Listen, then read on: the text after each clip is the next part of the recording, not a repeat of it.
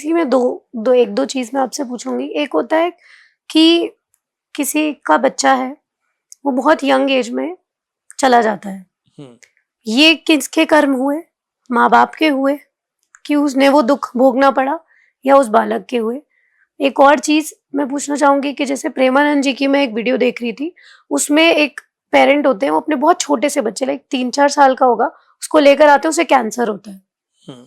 तो वो उन्हें रोने लगती है, माँ तो माँ है, वो रोने लगती है कि मेरा बच्चा है, इसको कैंसर है।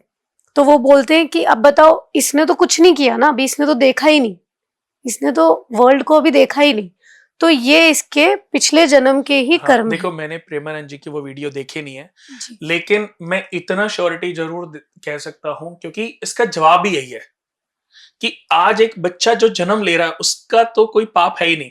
अभी इसी बात पे मैं बता दूँ कि अभी एक कंसल्टेंसी कर रहा था मैं यूएस, कनाडा और एक फैमिली यूएस में थी, एक कनाडा में थी। अ, ह 4 जगह 4 लोग हमारे साथ ऑन वीडियो कॉल थे। तो मैं जब पीतमपुरा से यहाँ तक आया हूँ, तो कंसल्टेंसी करते हुए ही आया हूँ। तो उन्होंने अपने बेबी के लिए पूछा कि मेरा 3 मंथ 4 वीक 5 वीक में मिसकैरेज हो गया था। तो कि क्या बच्चा वो पुनर्जन्म कि ऐसा क्यों हुआ? और अकॉर्डिंग टू कुंडली इस बात को समझना बहुत ईज़ी है। ज्योतिष को इसीलिए तो बनाया गया है कि हम अपने इन क्वेश्चन का जवाब जान सकें।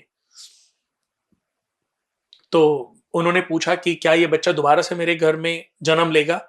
या ऐसा क्यों हुआ कि 5 महीने के बाद वो मिसकैरेज हो गया? जब मैंने कुंडली देखी तो उनका मंगल जो है वो नीच राशि में कुंडली के 10th घर में बैठा हुआ था। 7th हाउस का मालिक नीच राशि में 10th घर में बैठा हुआ। 7th हाउस कंसीविंग का होता है। 8th हाउस से भी कंसीविंग देखी जाती है और 5वें भाव से बच्चे की प्राप्ति देखी जाती हो। 5वें भाव में शनि बैठे हुए थे।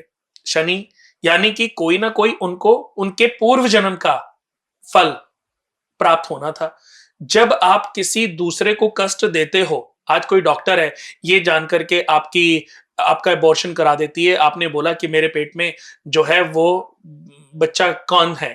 तो डॉक्टर ने बता दिया कि बेटी है, आपके ऑलरेडी एक बेटी और है, आपको चाहिए कि वो बच्चा नहीं चाहिए, कि आपको तो बेटा चाहिए था, आपको बच्चा चाहिए ही नहीं। आपके पति ने भी बोला, आपने भी बोला, आपने मिसकैरेज करा दिया।